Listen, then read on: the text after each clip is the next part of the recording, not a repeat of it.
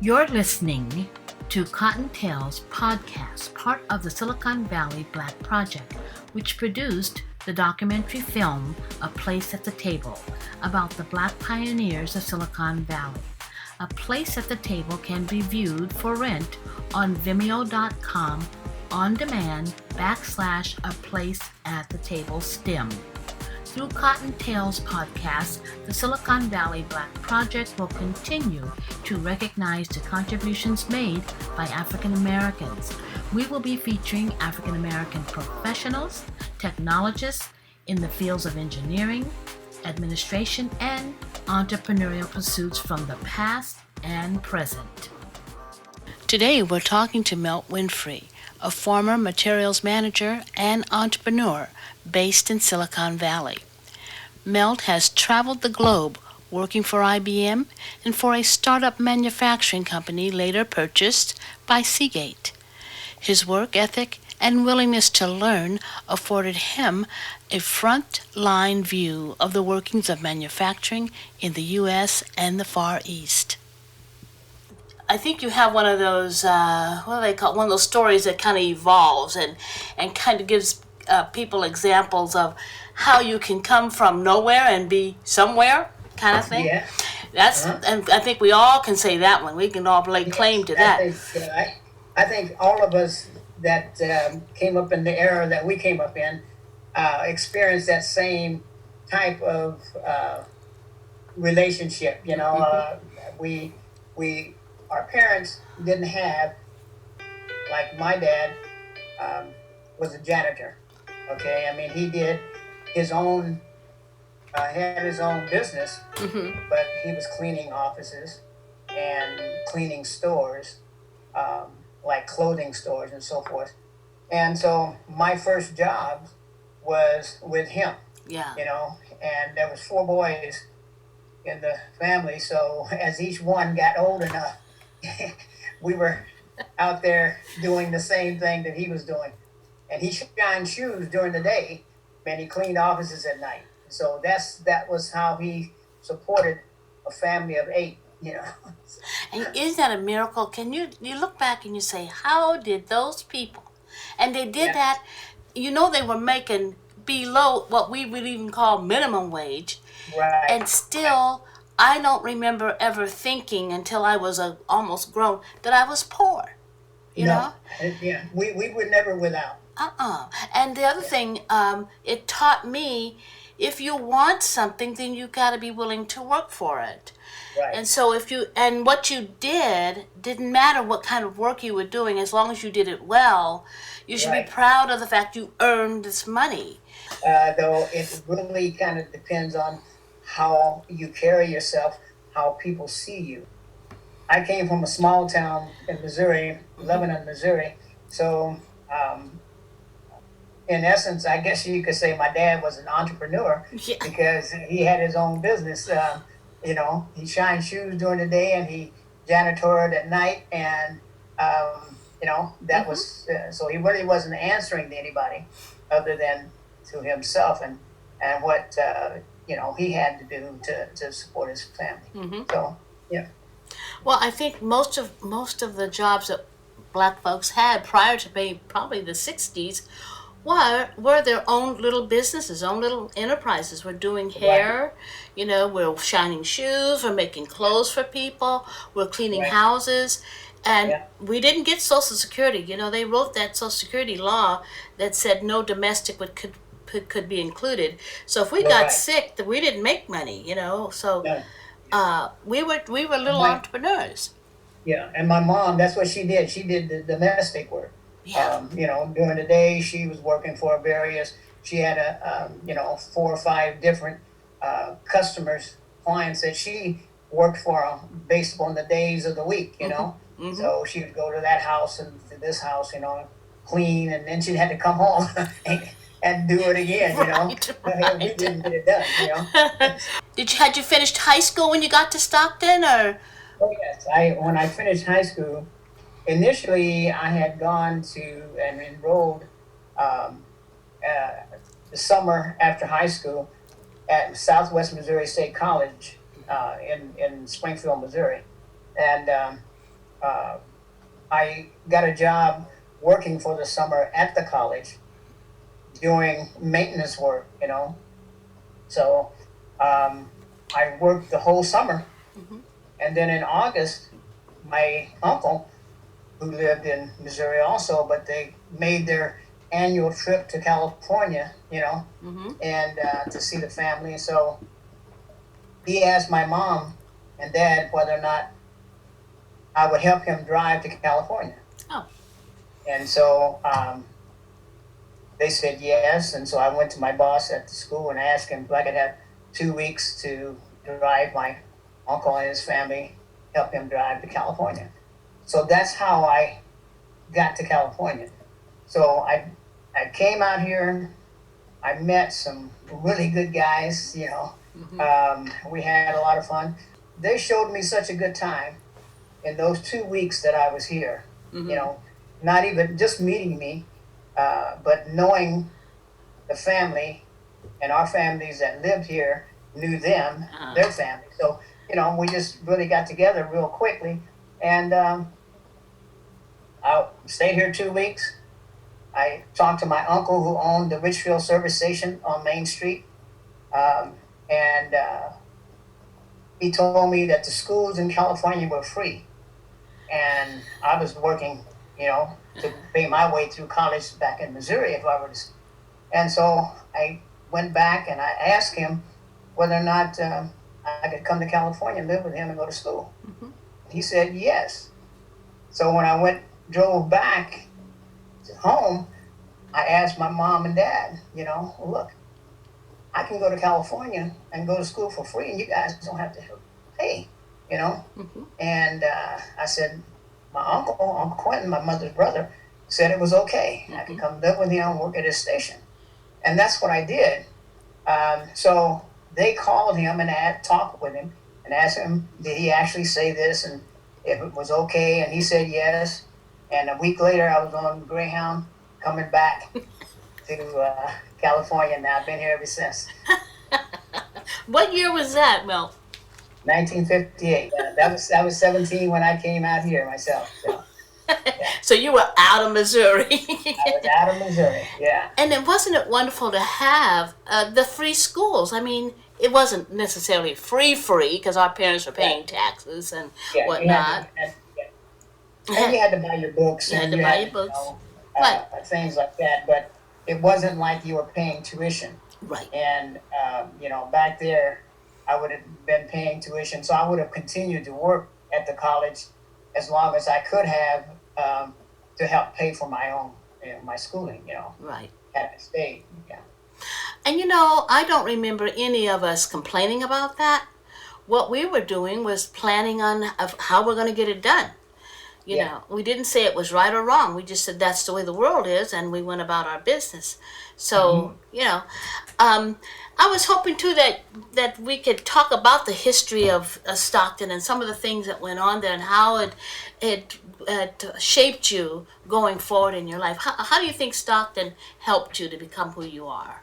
Well, my first 2 years, I stayed, like I said, I stayed with my uncle while I went to school, but I was only there 1 year. Mm. From August through June, I stayed with him and went to school. But I felt it too confining Mm. for me. And I had a little cousin that was 4 years old, and I had to stay in the bedroom with him. And he was a little pest at the time. He turned out to be a great guy, but at that time, so I said, hey, you know, look, I had met some other friends. They their parent had agreed to let me come live with them, and so I did. I left my uncle, and I went over there and stayed with them, and they lived by Stripley Park. Yes. Just so happens I was still working for my uncle at the service station, even though I wasn't living there with him. And one day I met a friend of mine that I knew from Springfield in Missouri. He drove up in his car to get gas. And I was washing the windows and putting gas in his car. And I looked in and I recognized him. So we got to talking. And it just so happened that his grandmother, lived 2 blocks over from the service station. And so he was just coming down, and he lived in San Francisco because he and his mother had gotten married and moved the family to San Francisco. And so that's kind of how that went. And then, so we got together. Then I decided to go to San Francisco. So I went to San Francisco and worked in San Francisco, various jobs, waiter, moving furniture and doing various jobs, just to stay afloat. And I did that, for about 6 or 8 months in San Francisco. And then I came back to Stockton, and I went to work for Stockton State Hospital. Yeah. Okay. And that was my first real job in Stockton. And it was a good job. I became a psychiatric technician. It was a good, and I worked there 5 years before I left then and transferred that job to Agnew State Hospital in San Jose. And that's how I got to San Jose. Yeah.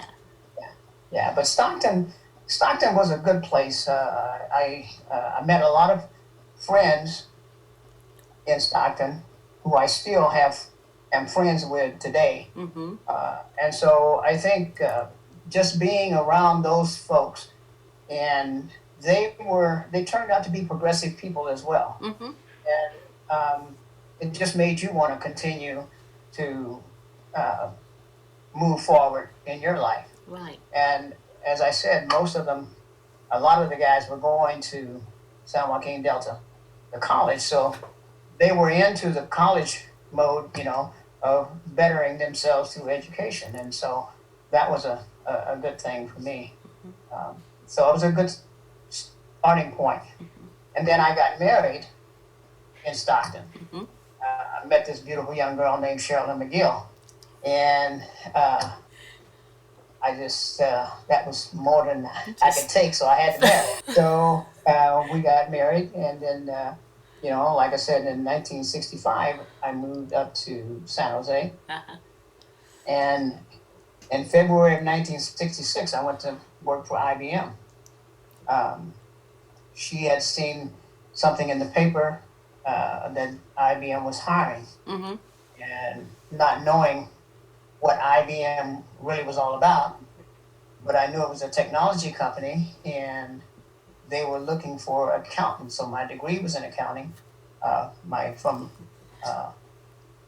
Delta, and so I got that job. Started there as a timekeeper, and after a few months, or about a year maybe, I went into cost accounting. I became a cost accountant.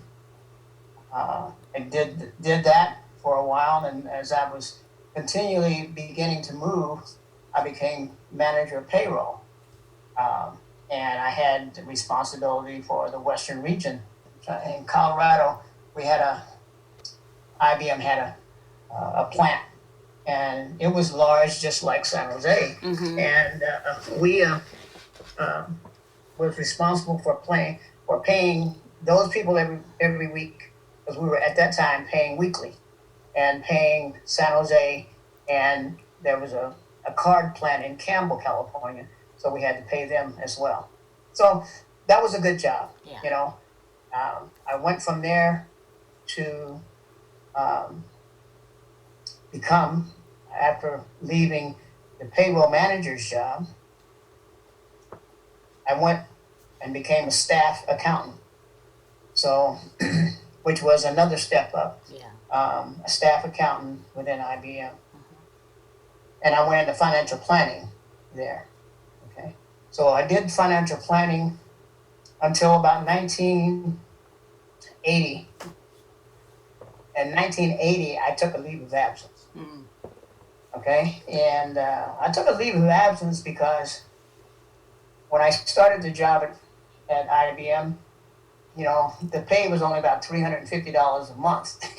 So, I had my little, trying to figure out, well, how am I going to, but it was still better than the state hospital because they were only paying $300 a month. Right. So, and I knew that I had an opportunity there that I could, could move up. So, but I had started a little tax business on the side. I took a little tax class and I started doing taxes. Mm-hmm. And I, working at IBM, there were a lot of folks there. We became friends. They started asking me to do the taxes, and that got to be a pretty good little business. Mm-hmm.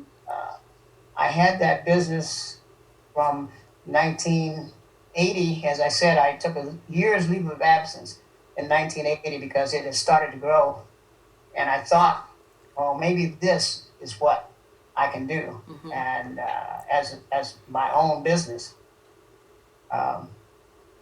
For the first 6 to 7 months of that year, 1980, it worked good because I had a lot of customers. I picked up some new customers, but in the last 5 months of the year, when the tax season was over, Yeah. I could not, and I did not have a follow-on business to take me through those 5 months. Yeah. Okay, I had an office that I was paying rent on, and so forth, and I was able to get a little bit of bookkeeping, a little bit of tax people coming in wanting to do some analysis on something that they might have been doing. Mm-hmm. So I was getting a little bit of money, which Yeah. helped me pay some of the things, but everything was falling on my wife in terms of the expenses, because she was working at Lockheed. Yeah. And so at the end of the year, I decided I would go back to work to IBM. But I still continued to keep my business, my tax business. Mm-hmm. And it still continued to grow.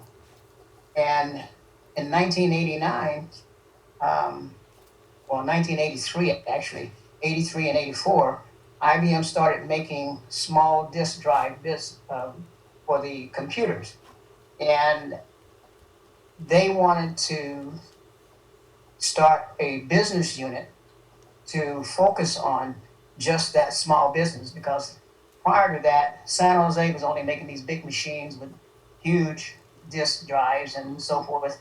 And then the computer came along and they needed to get into that business. So they set up a business unit of consisted of about 12 people. Mm. And they made a guy by the name of Bill Allman a vice president to oversee that unit. And it was his job to staff that business unit. I was in financial planning at the time, and I was picked to go work in that business unit as the financial and the materials guy. So that's what I did. I was reporting to a guy that was a director who reported to him, to the vice president. So we had all of the business responsibilities in San Jose, but the manufacturing responsibilities was in Japan. So my job was to go to Japan, work with the guys there in terms of finding out the financial, ramifications of the manufacturing and so forth. We had manufacturing in one town, and we had the development in another town in Japan. And so there was a lot of travel for me back and forth to Japan and here. So that lasted about 3 years, and we were able to develop the disk drive to the point where they were able to manufacture, turn it into a manufacturable product. And then they dissolved the business unit, and I went back to working as a financial planner, staff financial planner for IBM until 1989. In 1989, the same person who was the vice president in this business unit uh, was selected to be COO of a new startup, which was Connor Peripherals. And Connor Peripherals, which was started by Finest Connor, who was one of the founders with Al Shugart of Seagate Technology. Oh. Okay, so Seagate was making a 5.25-inch disk drive, which was the same size that we had developed within IBM back in the 83, 84 time frame. And they had become a big player in that business, 5.25-inch business, selling to IBM and other manufacturers of the computer. Mm-hmm. Then at that point, Bill Allman, the guy who now was going to be the CEO of Connor Peripherals, came and asked the guys who had worked for him in his business unit to come work for him in this new startup. And that was how I left IBM in 1989 and went to work for Connor Peripherals. Now, was Connor a spin-off from IBM or a completely different industry? It was a completely, actually, you could say it was probably a spin-off from Seagate. Seagate, okay. Because Finest Connor was one of the founders of Seagate. Okay. But in my understanding, there was some problems within Seagate because Finest wanted to start making this smaller 2.5-inch drive rather than the 5.25. And apparently he and the other founder didn't see eye to eye on that. So he took his money and left Seagate and started his own company with his name, Connor Peripherals. I see. And so we started making the 2.5-inch drive, and it was a real success. As a matter of fact, if you go back and look, Connor Peripherals has a distinction of being the fastest company to reach $1 billion at that time in the Silicon Valley. Wow. Yeah. So, and it took us about 3 years to get to that point. And so, that was by 1993. And then in 1995, Seagate, who had then started making the 2.5-inch as well, okay? And they were a larger company to begin with, but they were able to buy out Connor. Okay. So the job that I had with Connor as a materials manager at that point when I came to them as a materials manager, then Seagate had that same position. And so, you know who was left out? Oh, yeah. I was left out. That person that was already at Seagate with the same position that I had was put in charge of the materials. But we were still making the disk drive.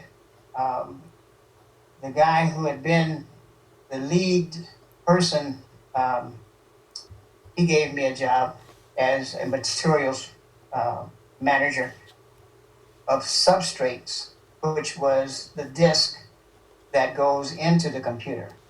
So that was from 95 to 2000, I did that job. And we had manufacturing in Singapore when I was with Connor.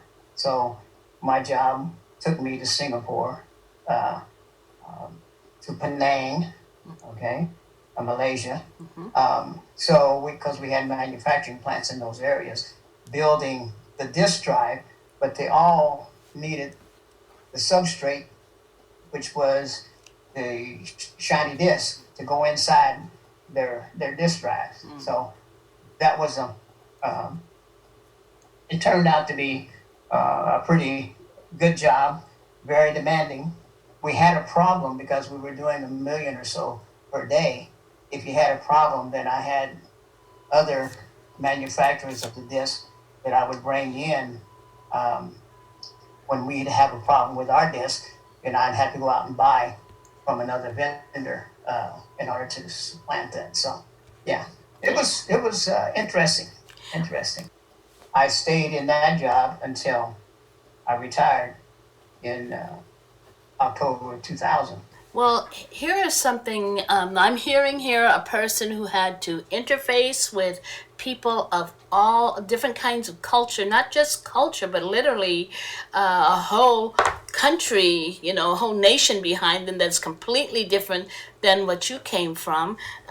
You had to plan for an industry that you could not have possibly have known you'd ever be in, and you had to negotiate between all of this. So here's this little guy from Missouri. Did you have any determined ideas about who the Japanese and the Singaporeans were before you went over there? Well, not really, because they were in the U.S. Like there were a lot of Japanese people that, because of IBM being the size that it was, they were coming here all the time anyway for one reason or another. And so you would interface with them. Same thing when I went to Connor and had to deal with the Singaporeans. They were coming to the U.S. We would have meetings and so forth. We would have video conferences, meetings, usually once or twice a week. We would be on a video conference with them in a conference room. And so you got to know the people prior to even going over there. And so when you went there, they were so receptive and welcoming that it was very easy to be there and not feel isolated, because normally I was the only one of our, the only black person in the room. And most, even when I was in Japan or when I was working with Connor, they didn't have a lot of black managers, and so in most cases, I would be the only one. But you would be the knowledgeable one in the room, and Yes. so that's what they were Right, relating right. to. And that would be why I was there. And so they would kind of cater to me, they would, because they would want to know what it is that we ought to be doing, the reasons for my being there. How did you manage to obtain the skills to do all of those things, Milt? Okay, well, one of the things that in the years that I was with IBM, one of the things that IBM did do for us, they sent us to school for many different disciplines. And so I gained a lot of knowledge working at IBM and the schoolings that they sent me to, whether it was back in Connecticut or, wherever, because we had IBM headquarters were back in New York, but we had all of these other plants around the country. And whenever, like when I became payroll manager, I had to go back to Connecticut and be trained how to, manage people, how to manage my unit, what I was responsible for, and so forth. And so you learn zero-based budgeting, you learn various other stuff that helps me as I went into these other areas. You're continually learning, and you never stop learning. Okay. Well, considering that you're learning, what did you learn from your family members that allowed you or gave you that ability to accept the learning that you were going through and the training you were going through? Did Yeah, anyone, well, was anyone that was your like a model, a role model for you and your family? my sister, my oldest sister, went to Lincoln University Mm. in Jefferson City, Missouri. She graduated there. Um, my oldest brother had also gone there, although he didn't graduate because he went into the Navy. Mm-hmm. And my mom and dad always pushed us to be better, to do, you know, to get our education, to do what we needed to do to progress, and I think that's the kind of thing that um, kind of spurred us on. It was just always, you know, our religious background because they were both religious. Mm-hmm. Dad was a deacon. My mom was, a mother of the church. And so they pushed us all the time to be better, and we tried to live up to that. You know, now we have television, we have radio, we have podcasts, we have all these videos going on, and none of it reflects those kinds of values for Right, our community. Our right, community is, they were what the right. people you just described. They were going to college. They had aspirations. They were starting their own little businesses. As insignificant as they may seem to others, they were very significant for us. And Yes. your uncle owning a gas station in Mm-hmm. that meant so much to us. That was an example of where we could go. So I was going to ask you too. You had to interact or interface with people in Singapore, and I can't remember the other country you named. The Singaporeans are a little different than the Japanese, but it's not so different. They were all speaking English, so that we didn't have an English barrier, a language barrier, so that was made it easy. Mm-hmm. It was quite interesting. Yeah, I mean, I never had a feeling of being isolated, even though I was. Yes.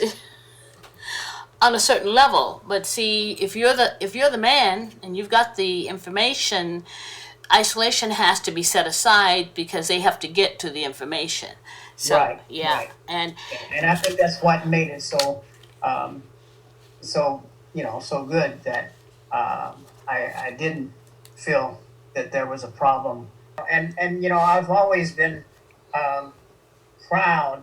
I take a lot of pride when I used to, Black Enterprise magazine. I used to subscribe to that, and now I see it on online. mm-hmm. But to see all of the Black people that are starting their own businesses and doing things that other people think that we're not doing, it's very uplifting to me. Mm-hmm. So I was always looking forward to that monthly magazine so I could see these new things, these new people that are doing things that is pushing us forward. Yeah. Because the only thing we see on TV is the negatives. Very seldom are we seeing a lot of positive images of what we are all about. Exactly. And, you know, I think a so lot of it has to do with their entertainment. They want to entertain people, but at what cost? yes, Mm-hmm. yes. And we need to continue to be entrepreneurs. And I see that in the women that are coming out of college and are beginning to do great things, starting their own businesses, and it really warms my heart to see that. And I am hopeful that our young males will also begin to emulate them, even though I'm not saying that there aren't some doing that. Yeah. Okay. But I Yeah. think we should have more that are thinking in those terms. Mm-hmm. Over the years, I've been in a couple of organizations that we were trying to promote that. John Hill, Rose Crowder, Queen Anne Cannon, Diane Green, and Tanya Young. We were on the board that started the Urban League in San Jose in the early 80s. And John and I would be going to HP, various other places, corporations, and asking for donations and getting donations. And over a period of time, we were able to get enough monies in our banks that we were able to hire a full-time person to come be the director of United Negro College Fund. That was one of the things that I think I felt very proud of being a part of. And that was one of the things that I feel like you have to give back by doing those things that it helps promote the people that of each generation.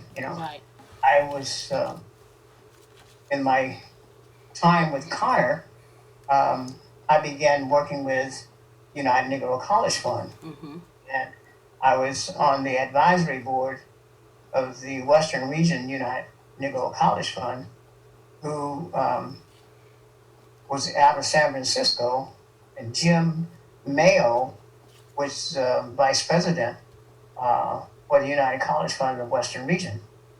And so as a part of that group, there was Wilbur Jackson was on that board, and Ed Clausell was on that board from San Jose. And we started in San Jose the chefs for UNCF. That was a dinner that was put on, and we had at least 100 volunteers, that men and women that had volunteered to cook their favorite family recipes and serve those recipes. And we would hold it at the major hotels downtown San Jose every year. It was an annual event. Brought a lot of money in from corporate sponsors and so forth, because they would buy tables, and it was monies that we would donate back to UNCF. So that was something that I was a part of, actually, until I moved from San Jose to Sacramento in 2003. The story has always been that it's the larger community that keeps our charitable organizations alive. No one mentions the Links, no one mentions the Boule, the 100 Black Men, and the chefs. That those organizations are at least 50 to 60, maybe some of them 100 in terms of the Boule and the Link, years old, and they have always focused on the Black community with scholarships. They do all kinds of charitable acts within the Black community, and no one talks about them. They act as if we had nothing. We had that structure there. Most of us who rose above our conditions looked back always and tried to bring somebody or some groups along with us and give them a chance to live a better life. As we realized we didn't get there by ourselves, and we also realized that nobody else could get us, the rest of us, there unless we turned around and helped them too.